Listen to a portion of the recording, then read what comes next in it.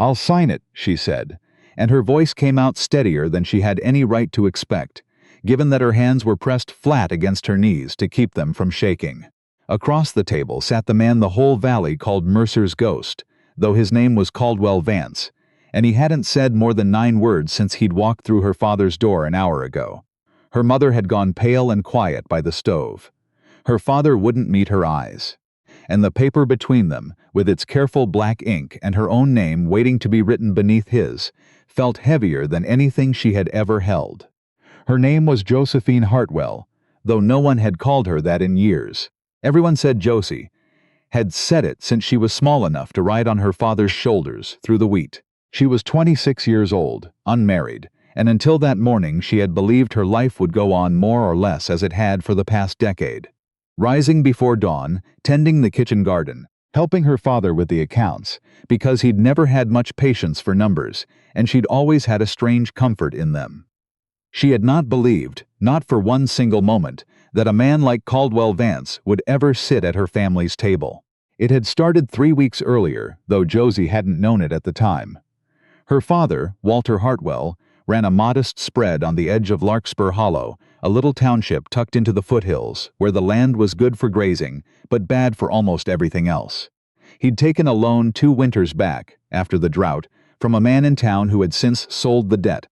Sold it, like it was a sack of grain, to Caldwell Vance, who owned more land than anyone else for 50 miles, and had a reputation that walked into a room a full minute before he did. People said he'd buried 2 ranch hands who'd crossed him. People said he'd run a man clean out of the territory for trying to cheat him on a cattle sale. People said he didn't speak unless he had to, didn't laugh, didn't soften for anybody. Josie had only ever seen him from a distance, at the edge of town, his black coat and his black horse and his black hat, like a smudge of charcoal against the gold of the hills. So when her father called her into the front room that morning, voice flat in the particular way it went flat when something was badly wrong, she'd known before she crossed the threshold that this would not be an ordinary day. "Vance is calling the loan," her father said, not looking up from his hands. "All of it. By the end of the month." "That's not possible," Josie said. "We don't have it. You know we don't have it." "I know." His voice cracked on the second word, and that frightened her more than anything else could have. Her father did not crack. "There's another way." He's offered another way. The other way was sitting in front of her now, in the shape of a man with pale gray eyes, and a stillness about him that unsettled her more than any temper would have. He had said his offer plainly, without flourish. He would forgive the debt entirely, every cent of it, and her father could keep the land free and clear if Josie would marry him. Why? She'd asked him directly, the only one of the 3 of them brave enough to address him without flinching. "Would you want a wife you've never spoken 10 words to?"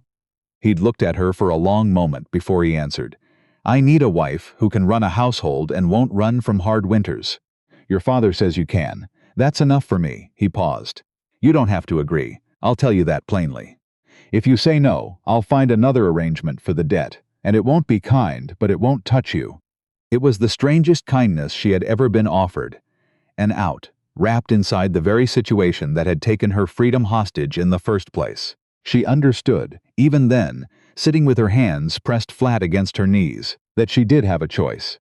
That was the detail she would turn over, again and again in the weeks that followed. She had been given an actual choice, however narrow, however born of desperation, and she had made it herself. "I'll sign it," she said. Caldwell Vance did not smile. He nodded once, like a man closing a ledger, and pushed the paper toward her. The wedding, if it could be called that, took place 4 days later in the front room of the county clerk's office, with her mother weeping quietly into a handkerchief, and her father standing rigid by the door like he might bolt at any moment. Caldwell wore the same black coat. Josie wore her blue church dress, the only good one she owned, and felt the whole ceremony pass over her like weather. Something happening to the sky rather than to her. Afterward, he helped her up into the wagon without a word, and they rode the 11 miles to his ranch in a silence so complete. She could hear the creak of the wheels and the wind moving through the dry grass and very little else. His house was bigger than she'd expected. 2 stories, sturdy, well kept, though there was a bareness to it that told her plainly no woman had touched the place in a long while. The kitchen had exactly the implements a bachelor needed and not one thing more. There were no curtains. There was a child's chair pushed into a corner that nobody had explained to her, and that she didn't yet have the courage to ask about. "You'll sleep in the room at the end of the hall," he told her, setting her trunk down inside the front door. "I'll not trouble you beyond what's needed to keep this place running, and to satisfy the law that it's a real marriage. You have my word on that." She had not expected to be grateful for such a statement, but she was, fiercely, and she said so. He only nodded again and went back out to the barn, and Josie stood alone in the front room of her new home and allowed herself, for exactly 1 minute, to cry. Then she wiped her face, tied on an apron she found hanging by the stove, and began to take stock of the kitchen, because it was the only thing in the entire situation she knew how to do. The first weeks were an exercise in careful distances. Caldwell rose before the sun and came in only for meals, eating quickly and quietly, often with his eyes on whatever ledger or letter he'd brought to the table, never asking anything of her beyond a polite thank you. Josie learned the rhythm of the house the way she'd learned the rhythm of her father's, which hinges needed oil, which boards creaked, what hour the hands came in for their noon meal, and what hour they expected supper on the table. She learned, too, almost by accident, the things people in town wouldn't say to her face, but said behind their hands when they thought she couldn't hear, that Caldwell Vance had been married once before, years back, to a woman named Clara who died in childbirth along with the baby. That he'd gone hard and silent after that, had buried himself in the running of the ranch the way some men bury themselves in drink. That the child's chair in the corner of the kitchen had likely been hers, Clara's, bought for a baby who never came home from the birthing room. Josie did not ask him about it. But she stopped resenting the silences after that. She began instead to notice the particular shape of them, not coldness, she realized slowly, but a kind of careful caution, like a man walking across ice he didn't trust. The turning came in small ways, the way most true things do. He started clearing her plate along with his own after supper, though she'd never asked him to, and he'd certainly never been asked before. He fixed the loose step on the porch without being told it bothered her. One evening in October, when an early frost caught the kitchen garden by surprise, she came downstairs to find he'd been out before dawn covering the rows with burlap, because he'd noticed, apparently, that she fussed over that garden more than anything else on the property. "You didn't have to do that," she told him. "I know," he said, and went back to his coffee, and that was the whole conversation. But something in her chest loosened that hadn't been loose in weeks. She began, without quite deciding to, watching him the way she might watch weather she was trying to predict.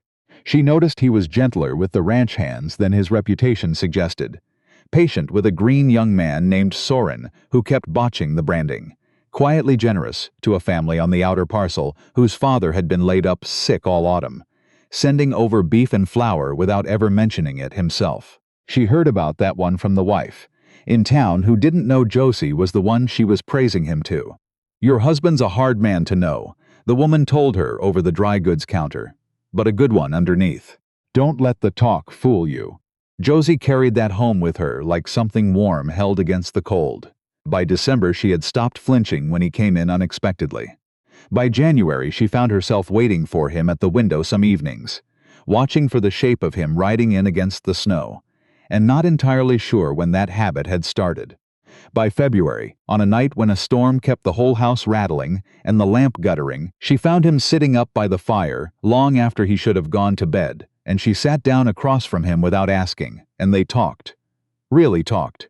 For the first time. About nothing in particular and everything that mattered. Her mother's recipes, his years building the ranch up from almost nothing, the brother he'd lost to fever as a boy. The woman she'd been before the debt and the marriage, and the long silence of the house had reshaped her into someone steadier. "I didn't think I'd ever do this again," he admitted that night, looking into the fire rather than at her. "Sit like this. Talk like this." "Neither did I," she said, which wasn't quite true. She had never done it before at all. Not with anyone, not like this. But she understood what he meant and let it stand. The trouble, when it came from outside, the way trouble in Larkspur Hollow generally did. A man named Garrison Holt, no relation, thankfully, to anyone she'd known before, just a hard-faced cattle buyer from the county seat, arrived in March claiming Caldwell had cheated him on a sale 2 years back, before Josie had ever come to the ranch, and threatening to take the matter to a judge. It was a lie, plainly, built on nothing but spite, and a grudge over a price Holt had agreed to and later regretted.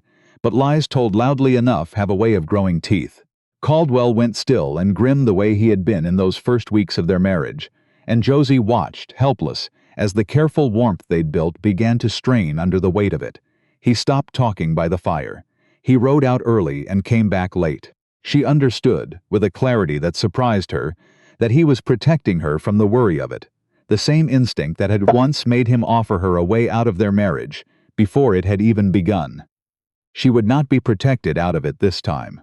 She went through the ledgers herself. She'd always had a head for numbers, after all, and found, buried in 2 years of records, the original bill of sale with Holt's own signature on it, proving the price had been exactly what was agreed. She rode into the county seat herself, against Caldwell's wishes, and laid the document in front of the judge before Holt's lawyer had even finished his opening remarks. The case was dismissed before lunch. Caldwell didn't say much on the ride home. But that night, after supper, he reached across the table and took her hand. The first time he'd done so without it being incidental, without it being for show in front of others, and held it like something he intended to keep holding. "I should have trusted you with it," he said. "You should have," she agreed, and he almost smiled, which from him was nearly as good as anyone else's full laugh. Spring came properly after that, the way it does in the foothills, all at once and overwhelming, green pushing up through the mud practically overnight. Josie planted twice the garden she had the year before. The child's chair in the kitchen corner got moved, finally, up to the room at the end of the hall that nobody slept in, and neither of them spoke about what that meant, though they both understood it plainly enough. On a warm evening in May, sitting together on the porch step he'd fixed all those months ago, Josie found herself thinking back to that first terrible morning. The paper on the table, her hands pressed flat against her knees, the stranger across from her with the pale gray eyes. She had walked into that marriage believing she was losing her life. She understood now, watching the sun go down gold over land that had somehow become hers too, that she had instead been given the start of one. "What are you thinking about?" Caldwell asked, his shoulder warm against hers. "That I made the right choice," she said. "Back at the start, I wasn't sure for a long while, but I am now." He was quiet for a moment, the way he so often was, weighing his words before he spent them. "So did I," he said. And the evening went on around them, ordinary and unremarkable and entirely theirs. The cattle settling in the far pasture, the lamp not yet lit in the window, the whole wide sky beginning to fill with stars over Larkspur Hollow.